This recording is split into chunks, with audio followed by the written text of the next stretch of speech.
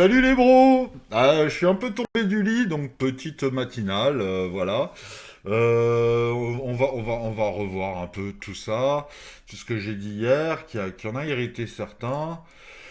Gentiment, hein, gentiment, évidemment, hein, toujours cool, hein, on confronte son biais, tout ça. Il y a des mecs boules, il y a des mecs bears, voilà, voilà. Donc on reste cool, petit café. Bon, avec le masque, je suis un peu dans la merde là. Petit t-shirt de l'école de la tortue, hein, quand on se lève tôt, on s'entraîne. Voilà. Donc, Bitcoin, le M-top, qui part en range, on dirait. Bon. De toute façon, j'attends l'extension finale dans mon scénario, hein, évidemment. Si vous êtes très optimiste et que vous êtes très bull, ça c'est la zone de recharge, hein. C'est un peu la mini version de ce qu'on avait avant, hein, avec les 72, et quand on est à 100, au top. Et bon, bah, on va peut-être descendre en crique.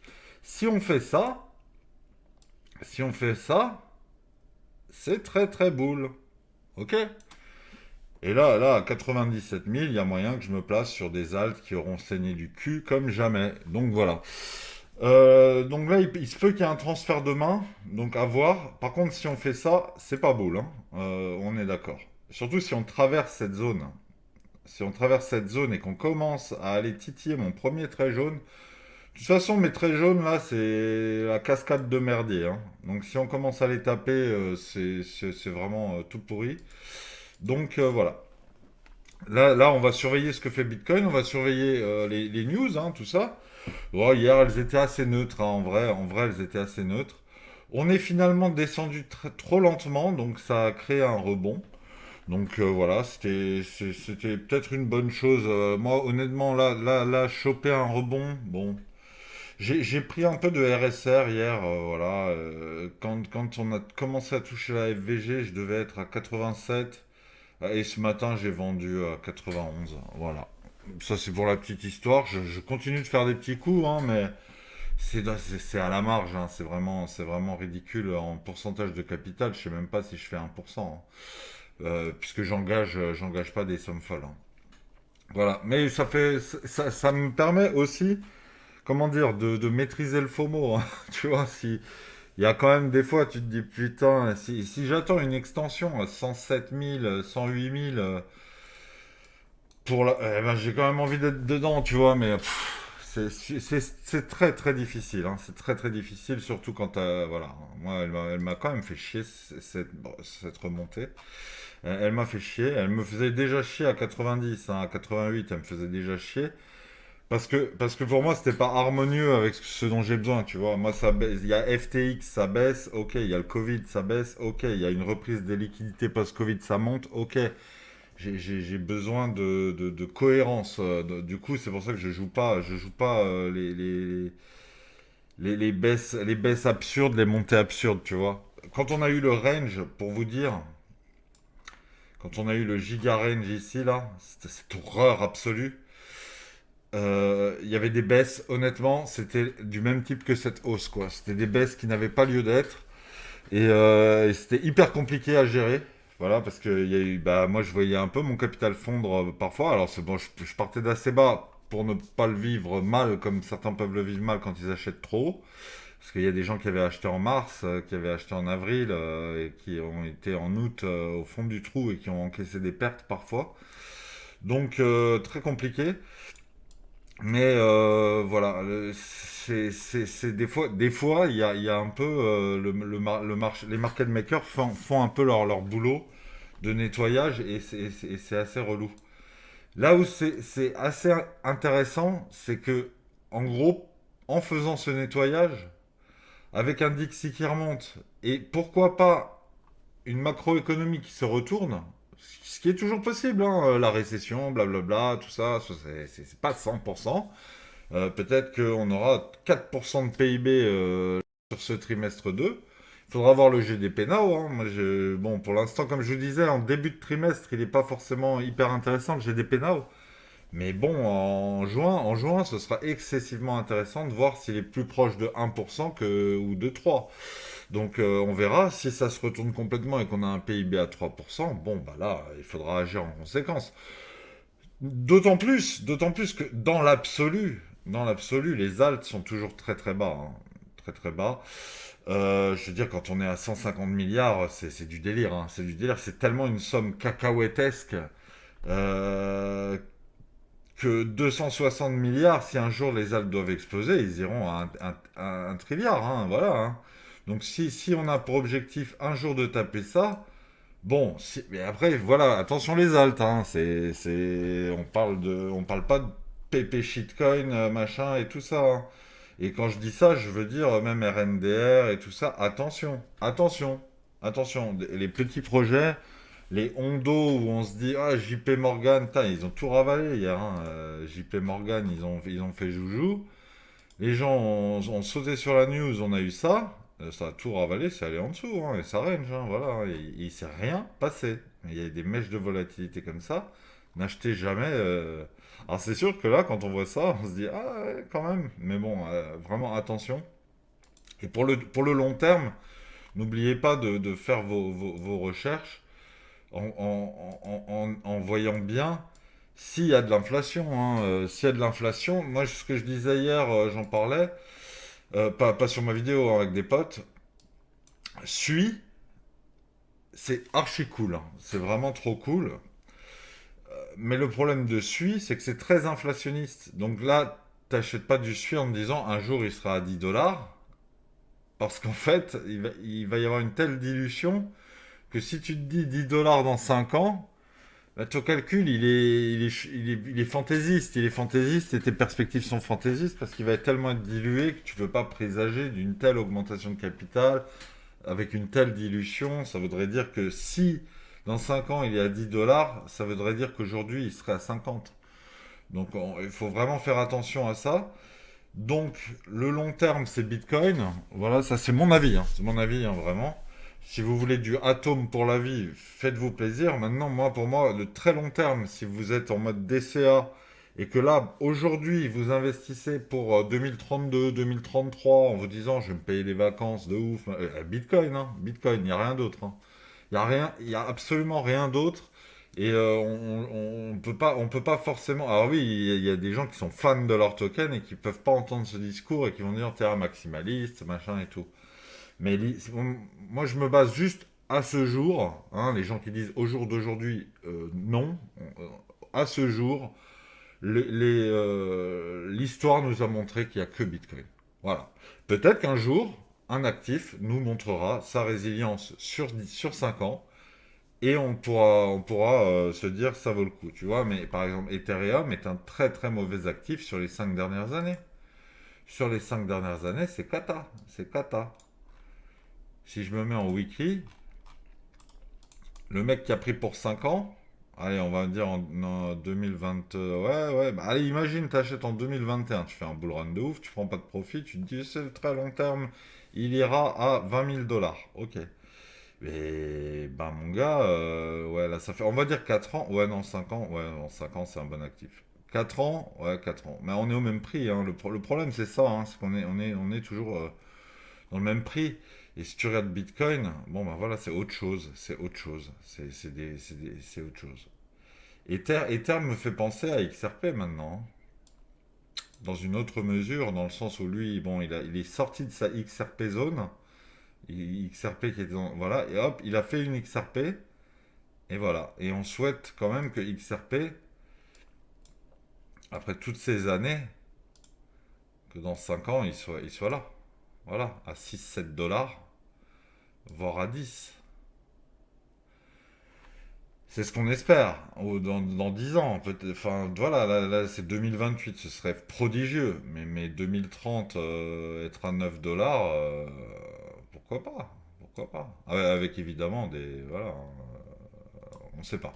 On ne sait pas. En tout cas, voilà, il faut avoir des bonnes perspectives. Et je trouve que Ether long terme, ben, pour l'instant, c'est très décevant, hein. Bon, les 4000, voilà, hein, mais tu te rends compte, viser 4000 sur Ether. On parle quand même d'Ether, hein. À la base, on voulait viser 9000, hein. Il y a des mecs qui disaient 15 000. Mais putain, t'imagines la banane? La banane, mon gars, si on va à 15 000. Et les gens, ils te disent ça, genre, ouais, 15 000. Mais faut pas parler comme ça pour ne rien dire, hein. 15 000, mon gars, C'est une prophétie, c'est plus de l'analyse, quoi, tu vois. Si ça va à 15 000, il s'est passé un truc, quoi.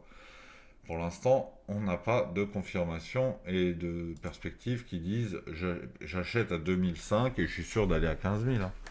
Je vais vous dire même les 7 000 que j'ai tracés là. J'ai tracé ça parce qu'en live on m'avait dit 7 000. Bon bah 7 000 c'est délirant aussi, hein. À ce jour, à ce jour, c'est une sacrée banane, hein. Banana zone, tout ça quoi. Bon, c'est KB. C'est KB le petit diamant, ouais, j'avais dit, j'en ai vu un très beau, hein, mais voilà. Bon, c'est pas. Par contre, la descente, elle est bien en escalier, donc bon, on espère hein, quand même que, voilà, pour les holders. Mais tu vois, la bougie weekly, elle est pas belle, hein. Elle est pas belle, hein, ça retrace. Bon, après, il y avait une grosse extension, et puis il y a eu quand même des semaines assez fantastiques. Il a doublé, hein, le truc, hein, donc c'était vraiment pas mal. Mais tu vois, le truc, il double. T'as vu dans quelle merde il était? Les gens, ils ont perdu, mais ils ont perdu tellement. Voilà, petite matinale, là, on prend son temps, hein. Petit café, mon café, il va être froid, hein, donc je vais pas m'éterniser non plus. Link, voilà, il faut vraiment qu'il confirme, parce qu'il avait fait le taf. Maintenant, si c'est juste un vieux paix foireux, c'est vraiment triste, quoi. Moi, les altes, ils me font peur, hein, toujours, hein. De toute façon, ceux qui me suivent depuis le début, hein, je vous disais, moi, les altes, c'est pas. C'est vraiment dans des situations extrêmes de pré-bull market tangible. On est peut-être au devant d'un bull run de ouf que je vais rater, comme j'ai raté cette jambe, hein, en 2021, donc rien à foutre, hein. On va peut-être dépasser la TH et on va faire une deuxième jambe comme en 2021. Pas de souci, je raterai ça parce qu'il y en a qui essaient de me trigger, hein. Vous voyez pas tout, hein. Moi j'efface les bots et j'efface les cons, hein. Donc voilà. Mais vraiment, il n'y a pas moyen de me trigger, hein. Moi, ouais, on a raté des opportunités. Ouais, ouais. Bah, écoute, on a raté des opportunités. Quand on sera là, l'avantage, c'est que ces gens-là, ils auront disparu. Quand on monte, ils apparaissent comme des. Ils ont tout compris, ils connaissent tout, et bizarrement, quand on est à 74 000, ils sont pas là, tu sais. Mais quand on est à 99 000 ou à 104 000, ils étaient là et ils avaient acheté le bottom, hein. Voilà, bon, on connaît, hein. On connaît, on connaît. Alors c'est vrai il y a des gens qui sont bères juste pour le plaisir de voir ces gens-là crever sur le trottoir, quoi. Moi, j'en suis pas là quand même. Et qui sont aussi très contents d'être sur les réseaux et par les cryptos avec des gens qui sont pas hystéros, quoi. Voilà, qui n'ont pas besoin de prendre des petits médocs avant de se coucher pour rester à peu près cohérent. Mais voilà. Là, c'est vrai que le rebond, il est extraordinaire, hein, extraordinaire. Et vraiment, c'est con parce que c'était vraiment au poil de bite la zone que je visais pour mettre 20% de mon capital. Voilà. Et l'euro qui avait bien fait la mitigation. Donc, à plus court terme, voilà, on va arrêter de digresser et de parler pour rien dire, parce que j'aime bien faire ça, moi. La zone de recharge, si on atteint les 98, 98, 97, c'est vraiment pas mal pour recharger si vous pensez qu'on est dans une continuation. Méfiez-vous très fort si on passe sous les 95, voire sous les 96, parce qu'on va commencer peut-être à liquider. Et là, si on liquide ce support, on aura à chaque fois le doute. Imaginons on fait ça. On aura à chaque fois le doute du transfert main forte main faible et ça repart. Si on fait ça, et qu'après on fait ça, et qu'on tape la deuxième poche de liquidité, transfert de main, et on peut faire ça. Et bon, là, ça me paraîtra compliqué quand même. Ça me paraîtrait très compliqué si on commence à aller en flèche. Là, par contre, voilà. Et plus on ira vite sur une zone, plus ce sera risqué d'investir. Ce que je disais pour finir, le fait de. Ici, on n'a pas latéralisé en fait. Et ça, c'est pas un bottom. Donc on est toujours dans le bull run, hein, pour ceux qui en douteraient. C'est toujours le bull run. Et la hausse le confirme, certes, mais ce qui confirme aussi, c'est qu'on n'a jamais posé de bottom. C'est un bottom local. C'est très très dur à timer. On peut le timer avec des zones de mitigation, voilà. Mais c'est ce que je cherchais d'ailleurs. Mais c'est qu'un bottom local. C'est pas un bottom de fin de cycle. Donc le bottom de fin de cycle, il sera peut-être à 50 000. Et il se sera peut-être dans 2 ans. Ok? On espère pour les investisseurs comme moi qui ont un peu raté le coche sur le rebond, que c'est pas le début du bull run du siècle et qu'on aura l'occasion d'investir sur un vrai bottom en latéralisation. La latéralisation, je répète, parce que je l'ai dit dans une vieille vidéo et tout le monde est... Un bear market de cette longueur, c'est extraordinaire. Une latéralisation de 2-3 mois ou de 2 mois, ça suffit largement à poser un bottom, hein, avec une dernière mèche de liquidation et on repart. Là, c'était que des mauvaises nouvelles, la mort de la crypto ou pas. La crypto jouait sa peau et ça a duré beaucoup trop longtemps. Ça a duré 1 an et demi, 2 ans. C'était beaucoup trop long, hein. Maintenant, imaginons Bitcoin, il pose un bottom, imaginons à 54, et il peut latéraliser 3 mois et on part sur un autre bull run, hein. Faudra voir. Faudra voir. Mais n'oublions pas qu'il y a le scénario des 150 000 voilà, avant. Mais toute cette hyper extension, il y a des choses à travailler et je me fais aucun souci.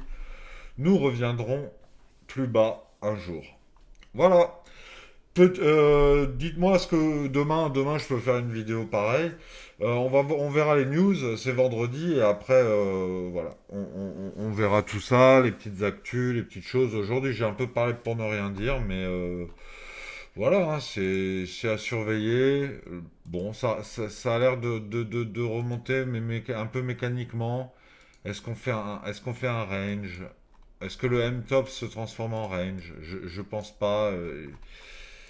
La distrie, est-ce que ça réaccumule? Là, par exemple, vous voyez, on a un gros support à 101 500. C'est fait pour être liquidé. Et là, on vient de liquider un support, une résistance, pardon. Et on dirait qu'on repart à la baisse après avoir liquidé ici. On liquide et là, on va liquider ici. Si on chasse ce lot, adios bambinos. On ira au minimum. Au minimum. T'es où le petit carré? Au minimum, chercher ça. Voilà. Mais pour moi, la zone. Pour moi, la zone la plus pertinente, c'est celle-là. C'est celle-là, hein. Là, l'ordre, il est massif. Et surtout, il retournait dans tout ce range. Donc, c'est lui il faudra faire la mitigation. Et pour les plus boules d'entre vous, 97 700, c'est une zone de recharge de ouf. Voilà. Et ça là, un peu moins. 99 000, la peur, tout ça, on passe en dessous, on fait très peur, on fait la mitigation, on repart. Voilà, ça c'est mon scénario le plus boule. Je vois pas où est le momentum, mais je reste observateur et critique de mon biais. Contrairement à ce que certains pourraient penser, je suis très très critique. Je me remets en question et voilà. Mais je n'achèterai pas parce que j'ai eu tort. Voilà, ça vous connaissez l'histoire. Mes aventures d'investisseur, elles continuent. Je suis toujours un peu sur le carreau, mais voilà. Je vous souhaite une très belle journée, les bros. Le café froid, la 8-6 chaude, hein, on fait tout à l'envers. Et je vous souhaite une très bonne journée encore. Putain, je me répète et à demain. Salut!